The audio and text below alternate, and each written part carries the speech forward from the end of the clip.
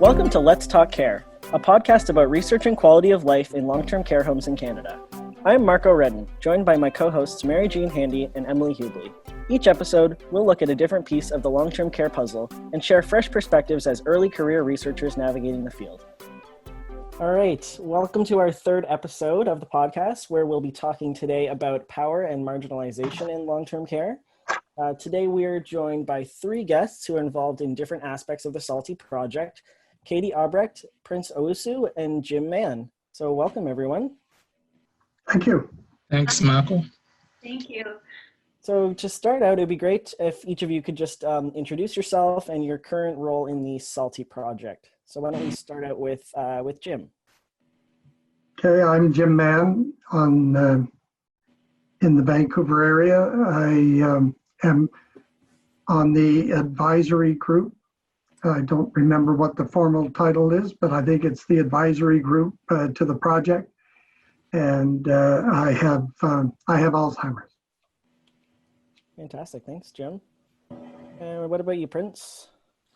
So my name is Prince Owusu. I'm on SALTI Stream 2 as a trainee and also as a researcher, a team researcher. And I'm also completing a dissertation that would focus on the experiences of racialized caregivers as part of the SALTI project. Fantastic. And we heard from Katie in our last episode, but we'll let you reintroduce yourself, Katie, for our new listeners.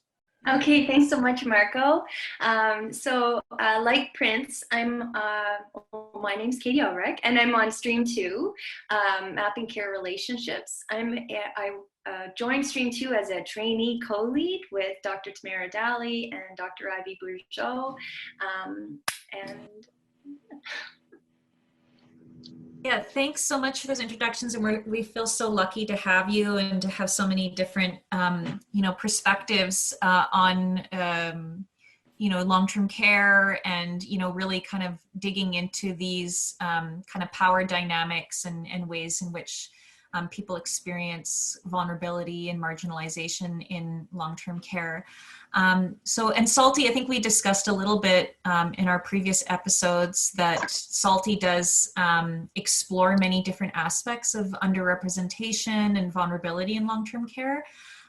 Could you, the three of you, maybe just share a bit about what underrepresentation or marginalization looks like from your kind of perspective on the project, and how SALTI highlights those perspectives? Well, I think that there is a vulnerability as soon as you enter long-term care. Yeah. Because you basically lose control. There are many long-term care homes now that allow you to have meals more at a time that is what is more suitable to you, your own wants and desires. Some have differences in what meals might be provided or options, but many don't. Many say, thou shalt get up at this hour, thou shalt eat at this hour, and so on. Much more regimented, and that, I think, can be almost dehumanizing. I remember hearing that the thought that long-term care is not a home. I dislike the use of the word facility, and encourage the use of the word home. Because in fact it is a residence, but with the loss of control, in many ways it isn't a home. Mm-hmm. And that was something I think one of the other advisory group members, Naomi Black, who is a long-term care Yes. resident, mentioned. I think I don't know if I don't want to speak for her, but I think she was trying to say like we need to acknowledge that it's not going to be the same type of home that other people have experienced previous to being there. It can't really be reproduced. And so I think she felt uncomfortable with the term. That was something she flagged in the project. Yeah. I think that terminology has been contested a lot.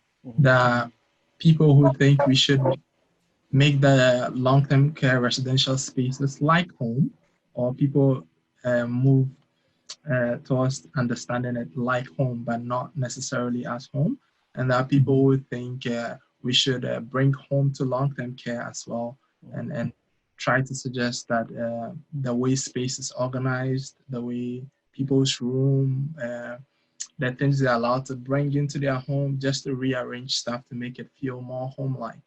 But then there's also a different cohort of thinkers or researchers who think it's not home, but we should consider providing care and being more responsive to people as a path towards making people feel cared for, as though they were home. But to call it home, it's been contested. It's neither there nor here. But thank you so much for your perspectives, Jim. I think the Salty project as a whole did a lot to unearth or bring up underrepresented voices in terms of how it utilized the integrative knowledge translation model. So this meant that Salty included right from the get-go different variety of perspectives from researchers from different fields, and also try to include voices of care workers themselves, people who had dementia, residents who had dementia, and like just a wide variety of people to come together to sort of inform what methods are utilized in a project, and to just give perspectives on how the Sorted project itself should be rolled out. So that was good, but it has its own limitations as well, as we in terms of what kinds of underrepresented voices are represented on Salty itself, and how underrepresentation itself was utilized as a framework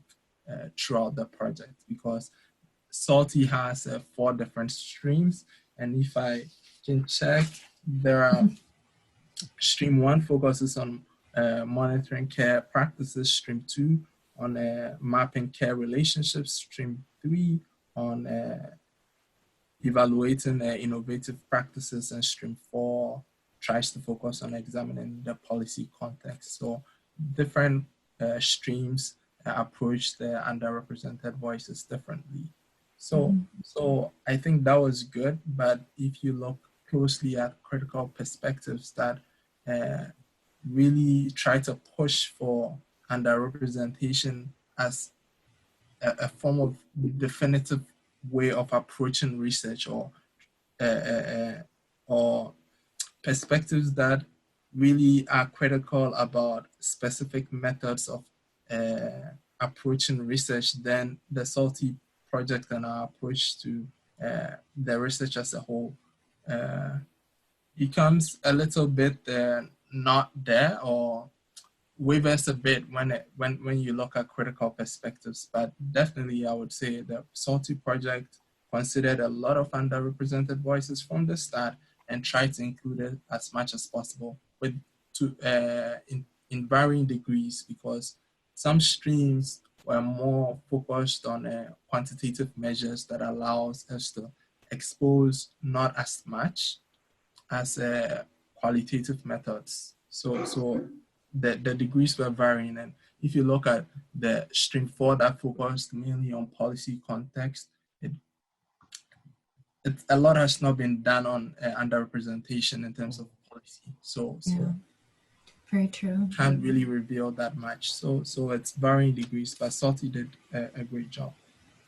Yeah, and maybe just to pick up on that, Prince, like one of the challenges that we face is the lack of readily available and publicly available information about different communities and populations within long-term care. And so addressing the issue of these issues of marginality and underrepresentation can be challenging within long-term research overall.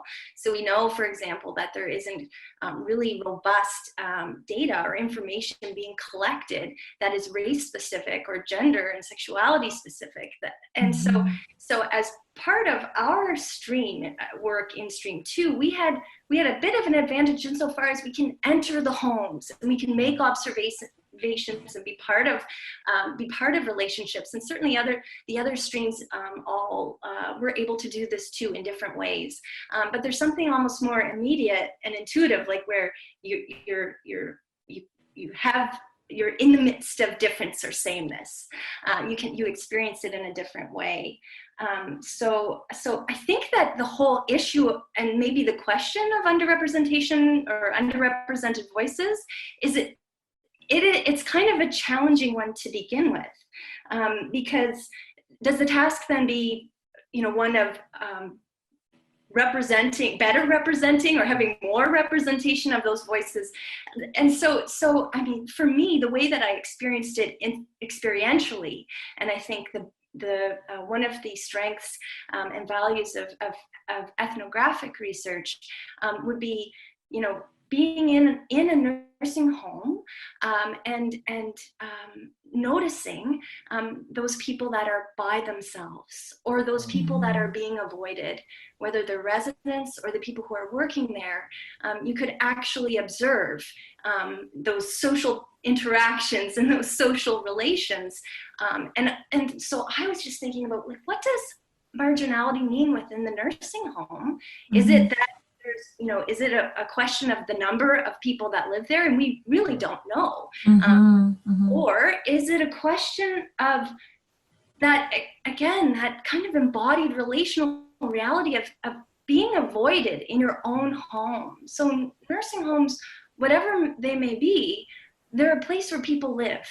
And when you're working, that's such a part of our identities that's also a place where you live when you work. I mean, especially for many of the workers within the long-term care setting, we talk to many people who are spending 12 hours there or having a 6-hour break, going back the next day, doing evolving shifts. So the casual workers, so they're spending a large portion of their day to think with Dorothy Smith, the sociologist, their everyday lives and their every night actualities in these spaces. And marginality was really about, like, you witness people being avoided in their own space. And I think there's something symbolic there about research too that we could learn about, like, how do we avoid certain things? Like, how can we accept that there's a lack of readily available race-based and gender and sexuality-based information about homes, like, or that there's certain categories of workers for which there's not the same kind of understanding of their situation, or we don't have access to social demographic information.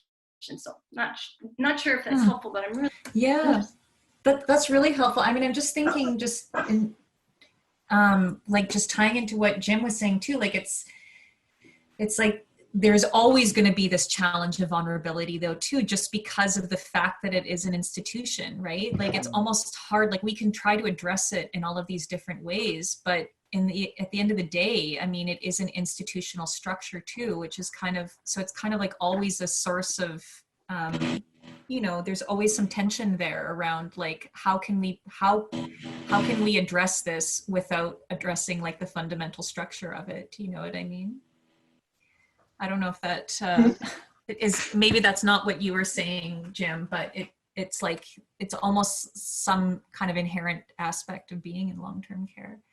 And when you have an institutional setting that needs to meet the needs of a large group of people, and you're trying to do something like making it home-like, home-like for whom? So who maybe it would be helpful to kind of name some of those underrepresented voices and talk a little bit more kind of fine-grained about them. Or even the assumptions that surround them, like what are these categories? What's this category of thought, underrepresented voices? And I'm thinking, for example, you reminded me, Marco, of one home we were in, and we were trying to understand diversity because that was part of our interview guide. And the one of our guides, who was a manager at the home, shared that they have vegetarian options. And to me, that's just such a powerful example of the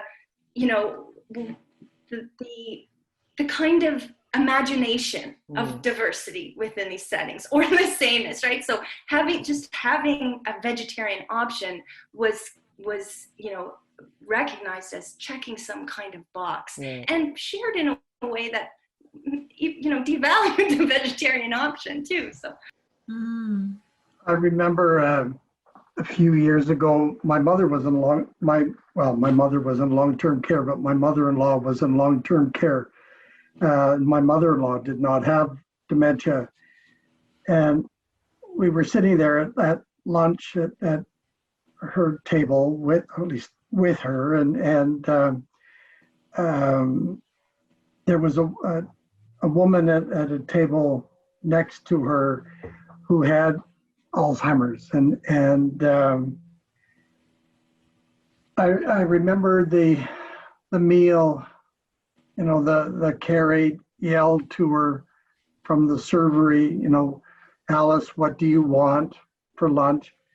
Well, I mean, number one, that was a stupid question to ask, but number two, the care aide dropped the meal in front of her, and it was way too much on the plate and colorful and everything else. And you could see in her eyes, it was just so inappropriate. And she moved it away, and I knew that she wouldn't eat it, and she would just go with the sandwiches. But so, I said to the care aide a minute later or whatever that, maybe Alice would be best with the sandwiches today, because she really was clearly not going to eat it. And the care aide said, well, it's according to the Canada Food Guide, and Alice has to learn to eat it. And I remember thinking, now let's look at this. Let's look at her age. Let's look at where she is in her journey with Alzheimer's, and how stupid and inappropriate the comment was from the care aide. So hopefully we've moved on a little bit from there, but in some homes there is that regimentation that this is what is on the menu today, period. No vegetarian option or whatever else is there. But you talked, Katie, about some residents just sitting alone, and I mean, I've read often about how you can be in long-term care and still be lonely. You could have all these people around you, but still be lonely. But what you also talked about reminded me, and when my mother was in independent living, everybody was served their meal downstairs in the dining room. But my mother did have Alzheimer's, and she wasn't that far along that she had to be in care. But we were, they always sat at the same table, same group of people. And I went one day after, just as lunch was winding down, and there were 4 people at her table, and none of the 4 was my mother. And so where's Margaret? Where is she? And well, she's over there at a different table, and it was over in the corner. And so I guess the other 3 people at her table had her moved, probably because they were not happy with the repeating stories or the repeating questions or whatever. But it just brought to mind what you were talking about as far as loneliness or the stigmatization of people, whether it be because of Alzheimer's or whether it be because of differences in however they were expressed. And the vulnerability comes through there, Jim. Like I'm That's hearing right. it, like you can't go anywhere else. And that's a reality again. Like we've been really interested in thinking through the interdependencies and interrelations among the residents, the family, and the staff, the workers. And there is a kind of commonality in that a lot of the time you can't go anywhere else. You have to be in this space. And so you are then made vulnerable if your experience is one that isn't positive. It can be intensified because of the reality that there are not necessarily other readily known or available options. That's right. But part of that loneliness or part of that vulnerability, I think, could be aided by a long-term care resident putting a little bit more effort into socialization activities. But I think of where my mother and my mother-in-law were after both of them had passed on. We still have a connection there through an LPN, but the recreation person was on sick leave for 6 months. They didn't replace her. Oh, so there was no recreation option there. There was no socialization option for them.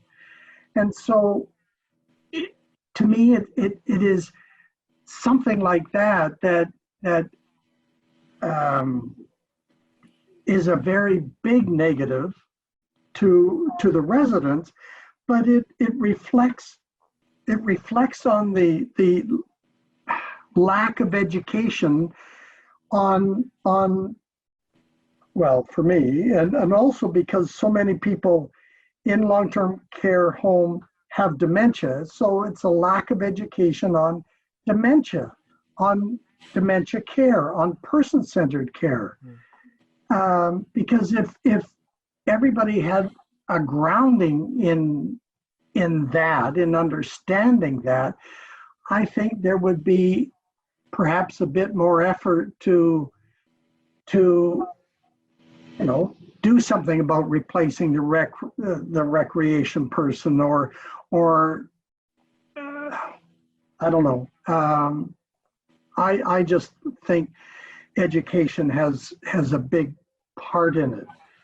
But then from the research perspective, from Salty's perspective, I think that sort of was reflected because there was a conversation I had with one of the researchers where the assumption was from her that they would be dealing with families and for their input and not the resident, because the resident would be too far along in their journey of dementia. And I disputed that with her, and I think they did get more from people with dementia as a result of that. But it goes with that assumption, that automatic assumption. You have dementia, so you are immediately incapable. Mm-hmm. And that's part of what keeps me talking is trying to address that and change some of those assumptions. Yeah, that's great. Because it does have an impact on the research outcome. Absolutely. And we found in our conversations, I think what helped our method as Stream 2, we utilized the rapid team-based ethnography. And that meant that we committed time to observation. We also had a lot of team debrief meetings just to check in and sort of triangulate and check in with each other to find out if we are all observing the same thing or similar things. Sometimes there were contradictions that we needed to go back sort of and rehash and just to focus more. We tried to have focus group discussions just to be able to get different perspectives on issues where it was possible among different categories of workers, for instance. So in terms of vulnerability, however, I think, let me just give two stories. So I talked to, I think in one of the provinces, I wouldn't mention the specific province, I just had an informal chat and also an interview with a family member. And he cried a lot. And you would, and this is research, and I'm not fabricating questions. I'm not asking any question that would perhaps trigger that emotion, but just having that opportunity to speak up and to just talk about real life situations and how the person was experiencing care for their father just triggered that emotion. And that is very telling in terms of being marginalized. And That's right. Wow. Being heard, right? I talked to workers, and a worker told me, "Thank you for coming today. At least I just could vent through this process and just have this experience as a form of healing." So people really appreciated not just me being there as researchers, but just being able to talk about their experiences on the field. I think And show that they are credible. Yeah. So in terms of marginalization, I think non-medical perspectives are always marginalized in long-term care. The perspectives of paid and unpaid caregivers are marginalized. People with dementia do not get their voices heard. And as Jim said, there's not enough education and even research about persons living with dementia, because even with my own interactions outside Sociology with people living with dementia, sometimes they are very coherent and everything is normal and they really have great and lovely conversations, right?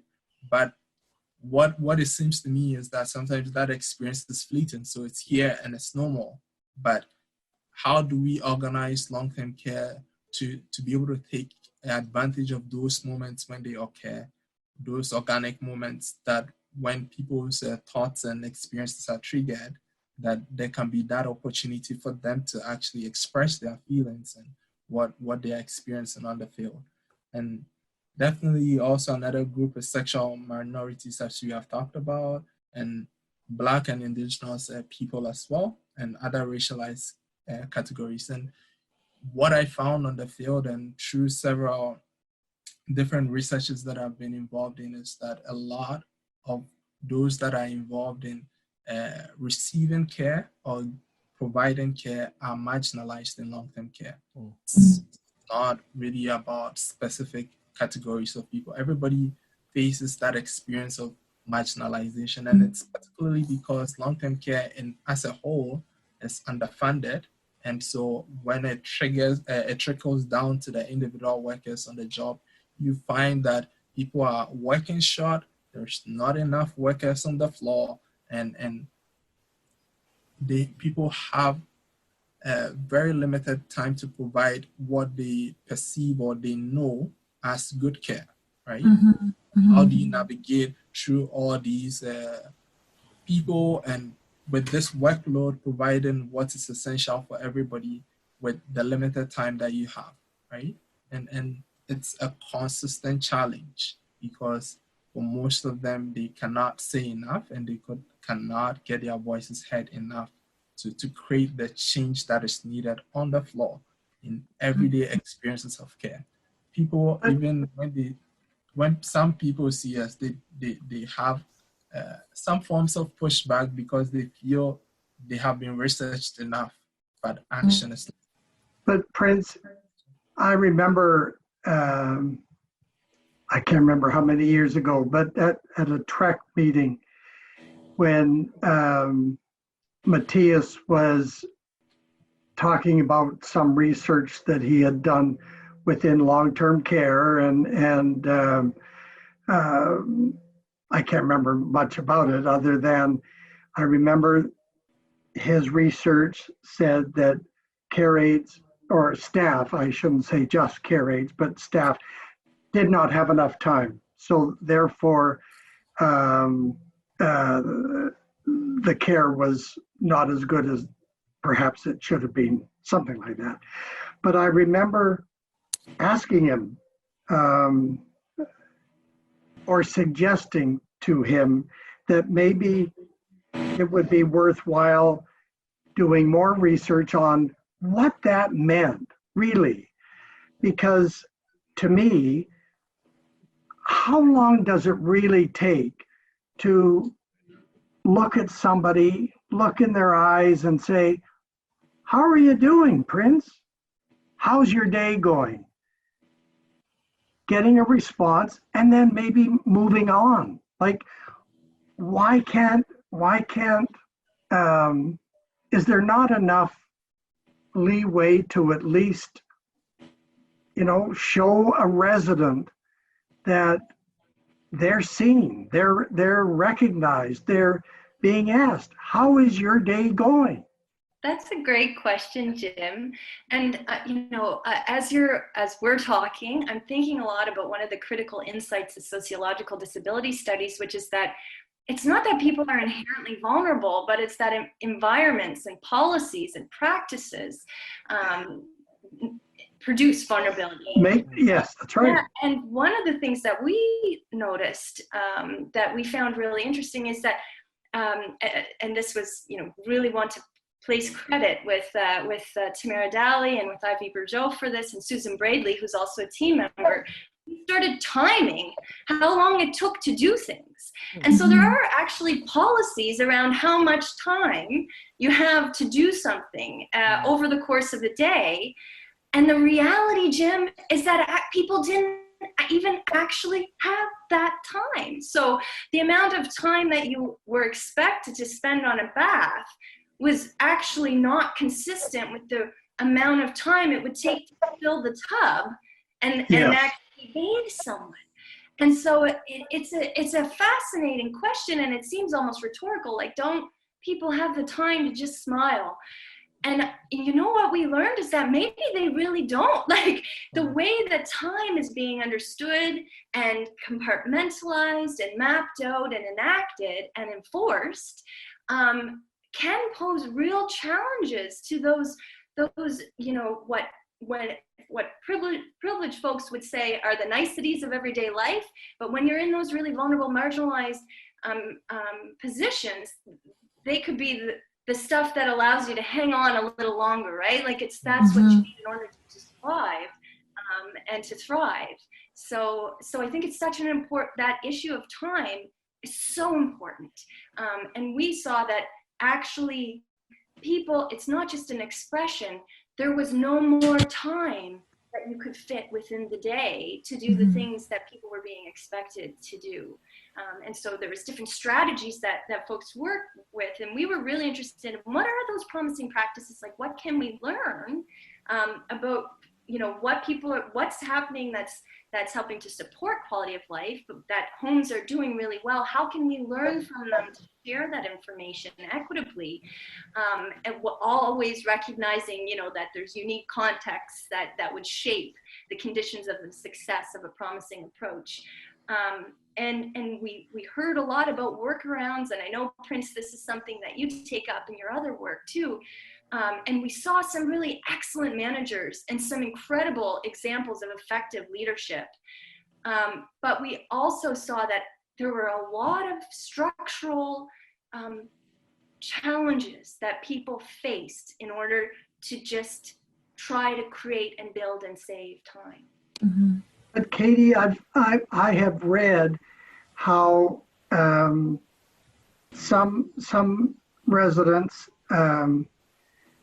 like just being acknowledged. If you've got a staff person walking one way and a resident walking the other, what is stopping you from saying, "Hi, Rob"? That is not taking time.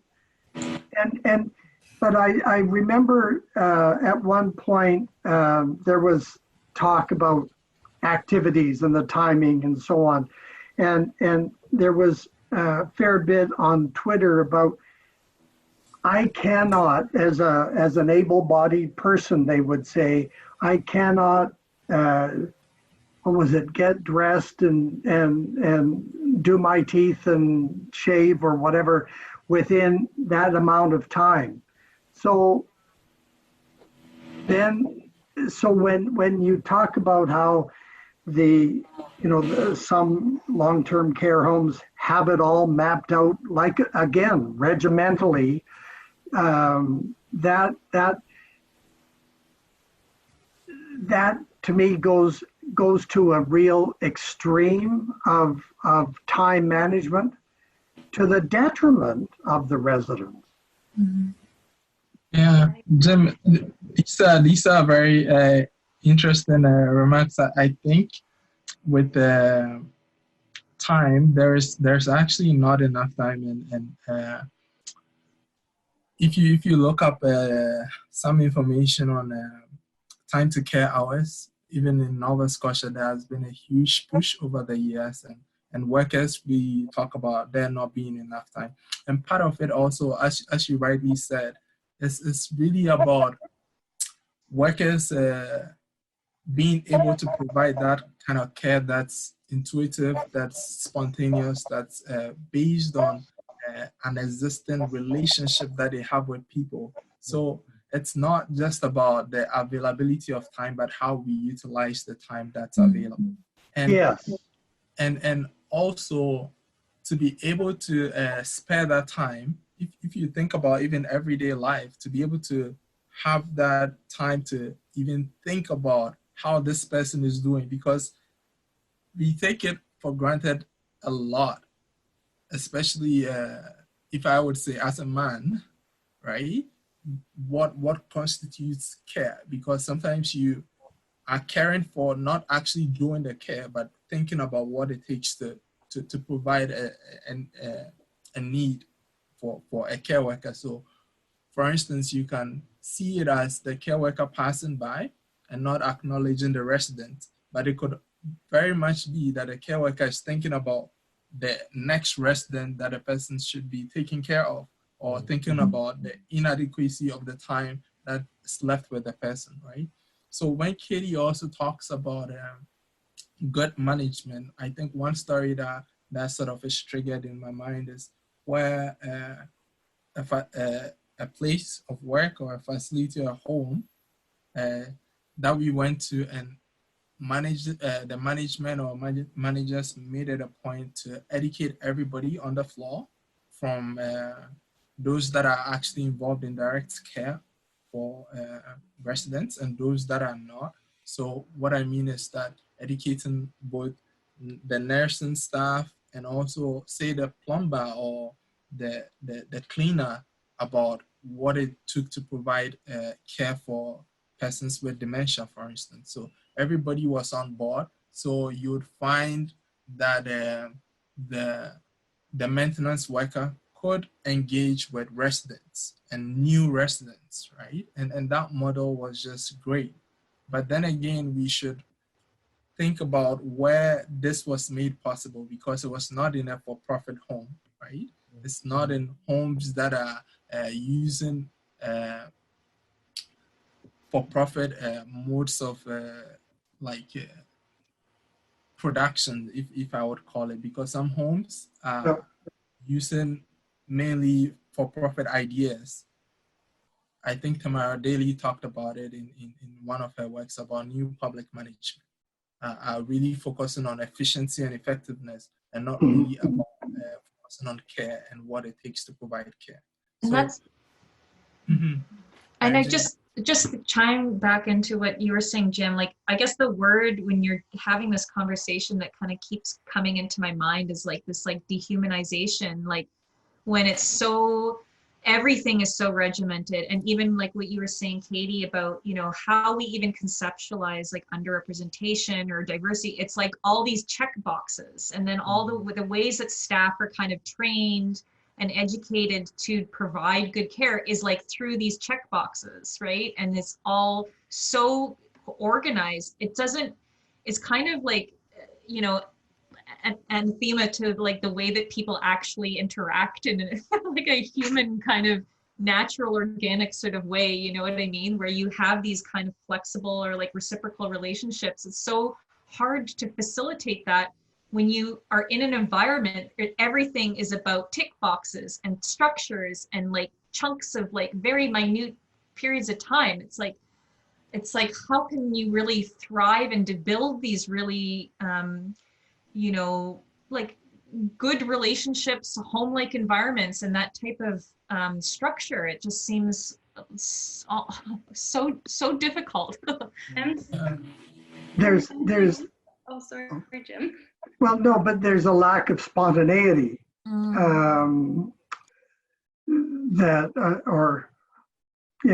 lack of spontaneity. But to give you an example, because I understand what you were saying, Prince, but the LPN friend, like she'll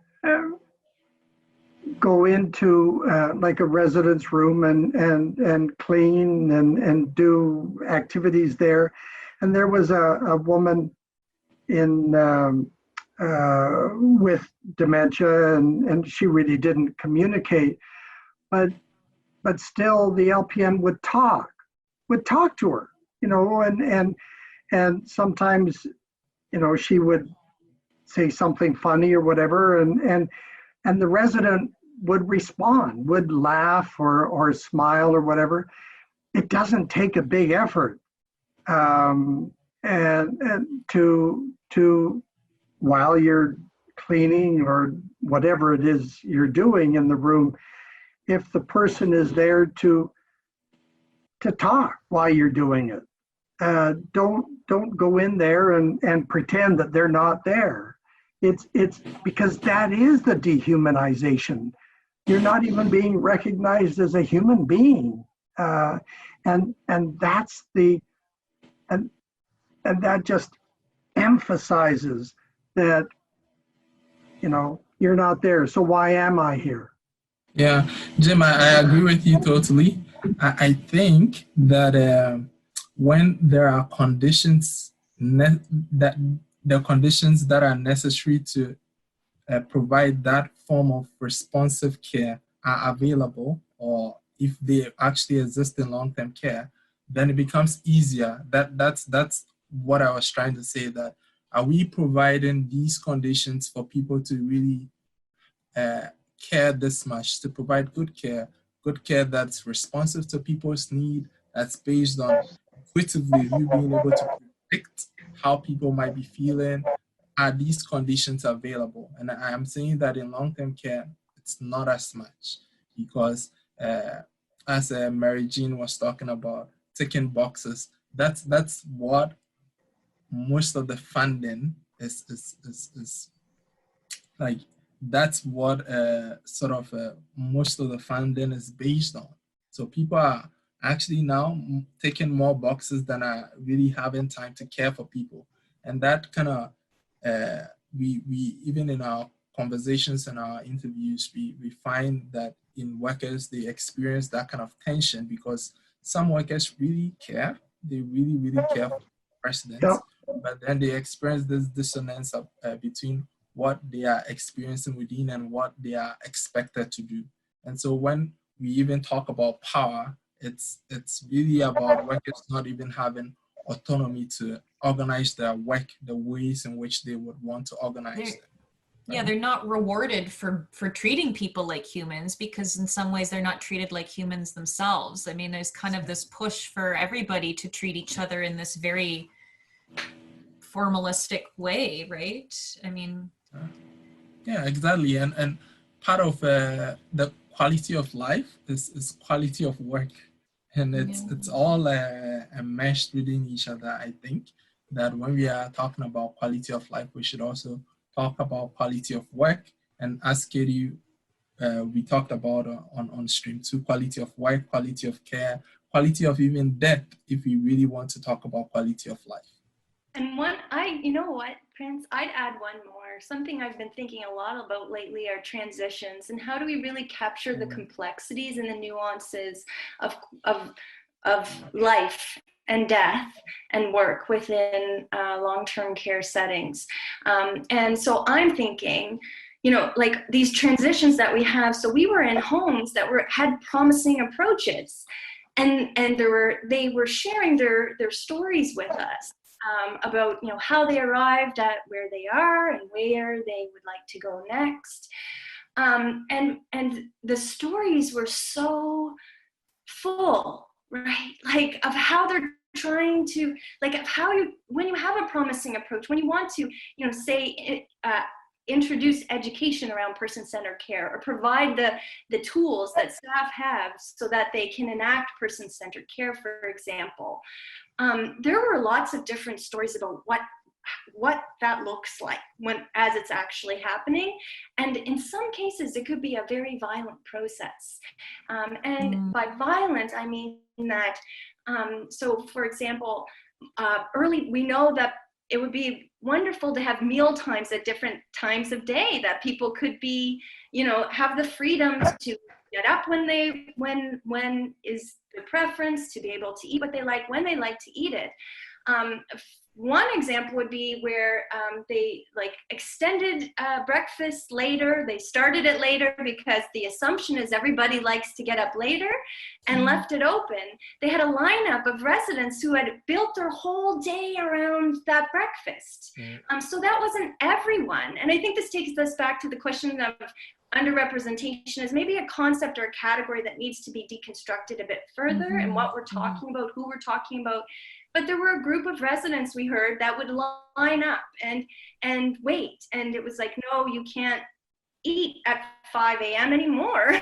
Your schedule is going to be different. But there wasn't any transition to kind of help support people into this new reality. So they had built their lives and their identities within this regimented system. In some cases, you know, there's always a level of coercion within an institutionalized space. And then you can't just switch it. And we've even heard of, like, you know, situations where homes were improved or renovations were happening and people dying, like mass deaths, because of the whole period that it takes to get to that place. And so I wonder if, as part of our discussions and as part of our research and scholarship and our advocacy, we can start to imagine beyond the problem and the promise, and also take into account what happens in between. Like, what happens, because to me, those are the really marginalized people who get lost in the system.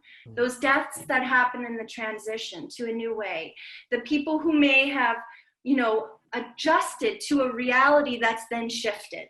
You know, how do we, because they become the problem people or the unfortunate consequence of change. And so I just want to add that extra level of nuance into it, because we did encounter that in different homes that had promising approaches, and some of the approaches were really great, and people could celebrate them, but they often also had stories of those that didn't make it, or so. Katie, is it in some ways the attitudes of I'll say management, but of the home where we're going to change breakfast as an example, to use your example, but you know, we're not going to have a conversation with residents about that. We're going to do it because they really don't matter. And you know, if it was well, if it was your home or a home with younger people who did not have dementia, you would be telling people, you would be having a conversation with people. What do you think? How's it going to work? and we're going to gradually ease into it or whatever.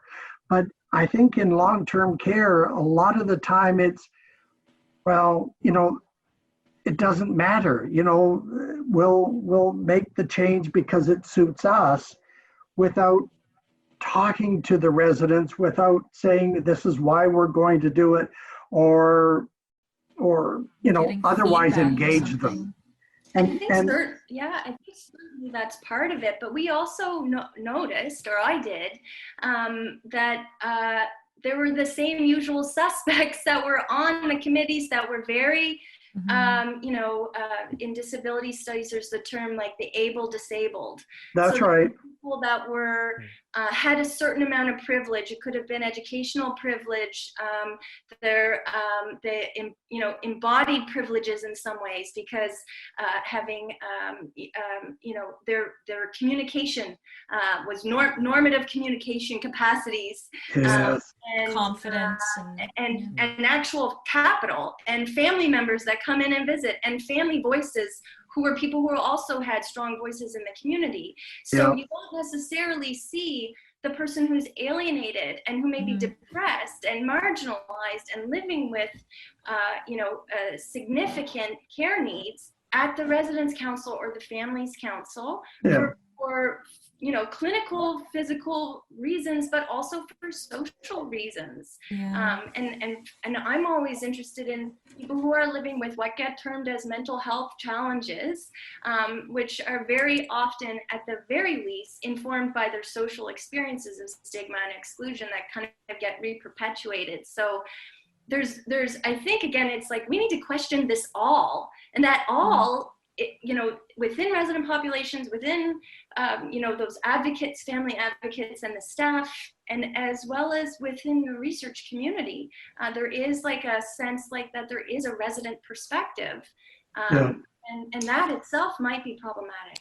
And this is something, sorry, I am kind of watching the time, and I don't want to take up too much of your time, but I feel like we're really getting into a great conversation here. And I just wanted to add that, I think that this is where, and Prince and I have had a lot of these conversations when we were preparing a presentation around kind of power and representation at a conference last year related to SALTI. And we were saying, it's really hard for us to kind of understand how having like a resident council or family council may not be enough when you don't look at how there are these power differences within the resident community, right? Like, who is able to assert themselves and has the confidence and has, the wherewithal for a variety of different reasons to actually push back or to, participate in these transitions in a kind of creative or, influential way. I mean, it's not something that just anybody can do.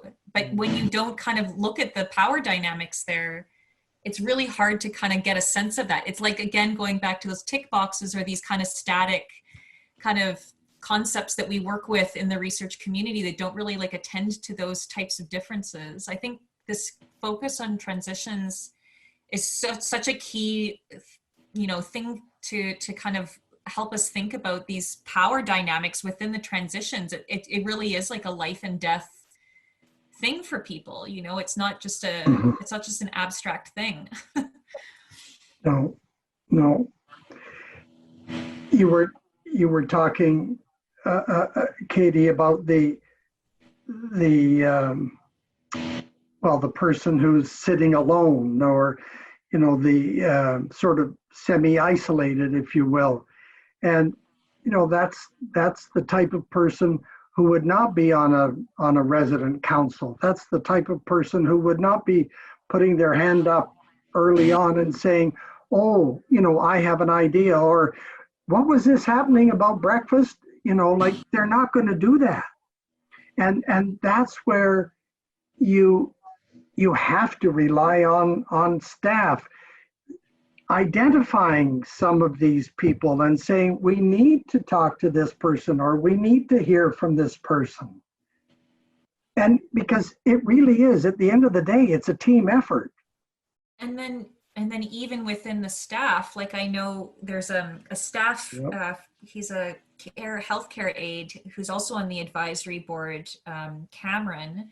That's right. He talks about, even some of the decisions that are made about how to, quote unquote, best care for the residents.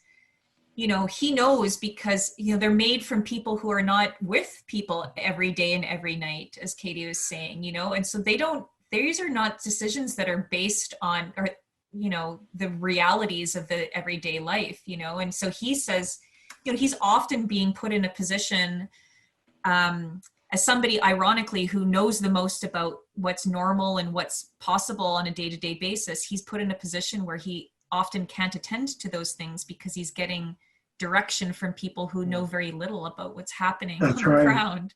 And so it just shows the power dynamics in these transitions, even within this very broad variety of staff.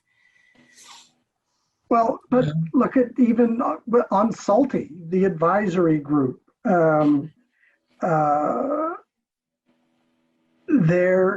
They are the voice of the lived experience.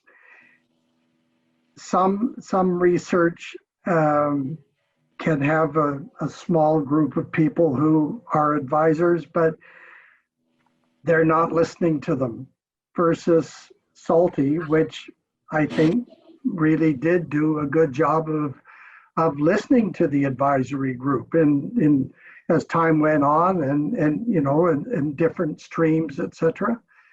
And so it's the same with Cameron within that long-term care residence, is the management not listening to the lived experience voice, ignoring it, and we know better, or whatever their attitude might be. But it's not allowing the I don't know, I'm tired now. I've lost it. I have no idea what I'm talking about. So I think you're being very articulate. I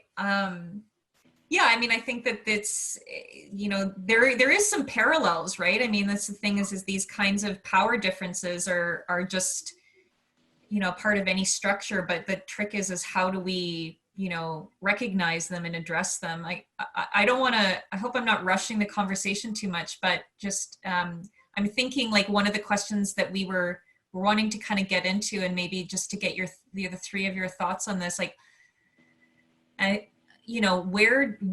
do we address these things? Like, what do we need to do in terms of long-term care research, or in terms of action, to try to better attend to these things? And I think, Katie's suggestion around, looking at quality of transitions, or, just thinking about how, having these models and tick boxes is just, it's not really addressing these types of challenges. How do we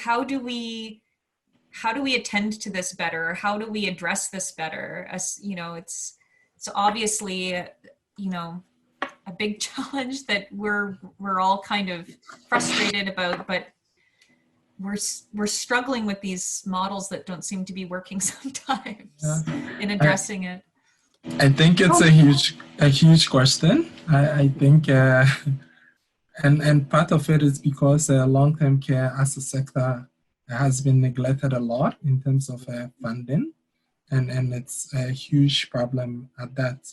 I think when we also consider how power intersects with marginalization, we also would better appreciate the different levels of marginalization and who is really marginalized and who is not as much. As I said from the onset, I actually chatted with a friend about this podcast, and she worked last night in a long-term care facility, and she said, well, everybody here is powerless, if you ask me. And it really goes to the lived experiences of workers and also residents in long-term care. There is that sense of not being able to do much in terms of influencing policy. And when you even look further at the different types of workers and where every worker is at, in terms of the different constellation of workers, you would know that care workers, or those that do the everyday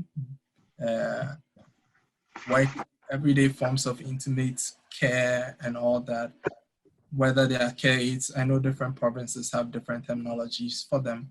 They actually feel the most voiceless because they know they are with residents on a daily basis, but sometimes what needs to be provided in terms of care is like handed out top down to them, and they seldom have opportunities to be able to influence what policies exist and what's supposed to be done in order to provide good care, how residents who are perhaps who have different comorbidities are supposed to be taken care of. They have directives coming from top to bottom in terms of even what training is needed. They are given the training and not allowed to influence any of those processes, or what they feel inadequate in, or what they think perhaps needs to improve. Nobody hears them. They are rather mostly spoken to. And for the specific group of workers that I focused on in my study, racialized care workers, it's even much more so. They feel very voiceless, and I think the system itself teaches them not to speak and just to do the everyday tasks that's involved in taking care of people. So some of the silences that they experience is not because they really don't want to talk, but it's because the system has structured their experiences that way, that they just need to do the everyday bodily tasks that they are supposed to do and not to interact as much.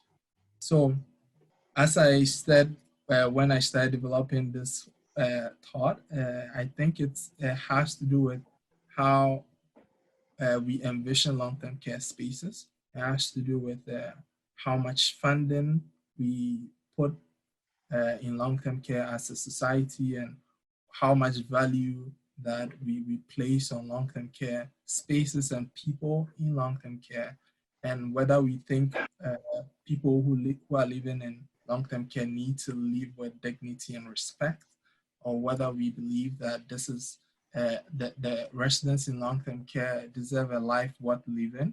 Because we can talk about different approaches, but if you are not willing to commit funds to it, if you're not willing to really create change that will be meaningful, then it's always going to be a challenge. I think what I would propose, if I had the power to, would be first off committing more time to care hours, if it's possible at all, and giving long-term care workers enough time to care for people, and also giving them enough remuneration, as Mary Jean you talked about, giving people a decent living for doing the kinds of work that they do. I think when we begin to commit funds that way, people would experience care differently. And once they feel cared for, their approach to care itself would also be influenced. Yeah. If there is a positive out of COVID-19, I think it's people's realization around long-term care, around the role of the family and friends, caregivers, around some of the conditions in long-term care. So I look at that positively. The key is going to be maintaining that feeling, maintaining that momentum of the need for change, the desire for change. But we have telethons for children, we have telethons for mental health, but we don't have telethons for grandparents or people with dementia. And I think a lot of that ageism is seen with how long-term care residents are viewed. And I think the stigma of dementia is reflective of that as well. But it's also, Mary Jean, I wrote down just immediately after you had spoken or asked your question, unfortunately, we're dealing with human nature. We're dealing with people. Some people have better listening skills than others. Some people think they have the knowledge when in some ways they don't have the knowledge. Like I've heard so often, well, I heard once, well, I know what people with dementia need, so we don't need a person with dementia on a particular committee. And so when you have that, it impacts so much and within a particular structure, if you will. And so I think throughout this whole conversation that we've had of, I guess, an hour or approaching or whatever, I don't remember when it started actually, but I think that you almost have a bunch of research opportunities that we've talked about. And maybe I'm wrong. I'm not a researcher, although I sometimes think of myself as one. And because there are so many little tidbits of opportunities to improve. And part of it is the whole knowledge translation or the knowledge transfer that is not being done in a general sense. I saw a poster a few years ago that talked about a large percentage of researchers, say they don't have the capability of doing knowledge translation. A lot of them say, well, I'm not paid to do that. That's not part of my research. And because I think there are, I've read papers of some really good stuff, but that's about as far as it goes. So. That's great. As part of a bit of an echo. As part of the work that we did within homes, we'd always ask people, okay, we did this with the team as well. If you had a magic wand, what would you do to change things? And put simply, I think we really need to have a valorization of long-term care. We have to think of power across different levels. So there's power within and across and among residents, and with residents and staff, and within staff, with managers, and then also managers and CEOs who are on networks. There's power differentials there in terms of, who has access to resources or which voices are loudest and represent other homes. And then even in terms of the long-term care, continuing care sector, right? Within the broader health system or in relation with the health system, there are all of these levels of power. And again, these nuances and complexity. So I think we need a valorization of long-term care, and that would be actioned concretely by treating workers with respect. And so we saw in some homes that were doing things well, they celebrated workers through staff appreciation days, and we need that, but we need more than that. Respect is more than that. Respect is also how you're treated as a worker. How your time and your your skills that you bring, your knowledge that you bring, and the care that you deliver, how that is recognized. And so that valorization of long-term care has to happen, or else there'll never be change. We could have all the best models, person-centered approaches, horizontal models that create opportunities for co-learning, and it's so much. But if we don't have a valorization of long-term care, and long-term care is marginalized within the larger health system, that's going to trickle down. It has to move up and down, and sideways. And so as part of that, we have to reimagine what power and empowerment means and looks like. Like, is empowerment, at the level of individuals on the ground? Is it about being provided with choice? Okay, well, what does choice mean? How is choice defined? How is it sustained? How can it evolve and be flexible?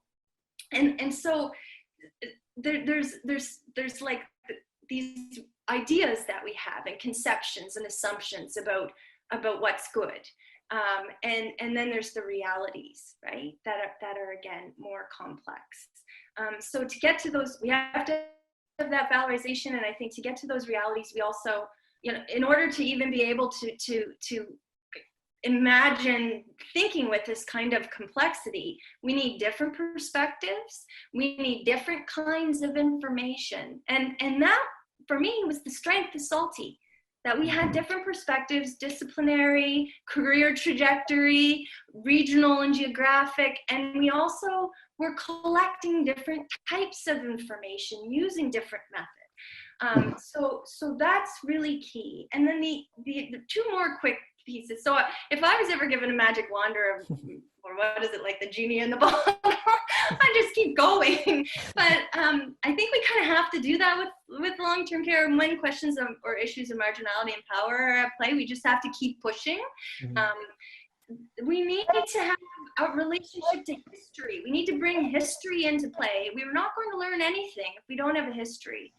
So we need to have the history of practices, of home, like of specific homes, of areas. We need context, qualitative understanding, to know where we've been, so that we're more grounded in the directions that we're headed. And the last thing is, we need to break down those barriers between homes and communities. And it's just the most promising homes had opportunities for flow. And we're at a moment where those barriers have just been reinforced, rigidified, and justified as essential. And not to dispute things that are happening necessarily with safety and security and public health and all of that. That's a whole nother podcast or 5. But what are we going to do within the COVID context? Because the most marginal are the people that benefit from those fluid boundaries, from other people coming in who aren't close to them. So if you're, as Stephanie Chamberlain, or another brilliant researcher on the Salty team, talks about, if you're unbefriended, you're going to benefit from the other family members or the volunteers or the arts program that's coming in, because you don't have people tied to you necessarily. That's right. So if we close those doors, the most marginalized could very, easily be the most impacted. Yeah. I have to go. Yes, I know. Yeah, this has been such a fantastic conversation, and it seems like it could just go on forever, but I'm mindful of everyone's time, and thank you so much, all three of you and Mary Jean, for this amazing conversation today. And you too, Marco. Yeah. Thank you. Thank you so much. Thanks for joining us for this episode of Let's Talk Care. This show is sponsored and produced by Salty, Seniors Adding Life to Years, a research project aimed at improving quality of life at the end of life in long-term care. Make sure to visit our website at saltyltc.ca for more information about the Salty project, and follow us on Twitter at salty_LTC so you don't miss our next show. Show.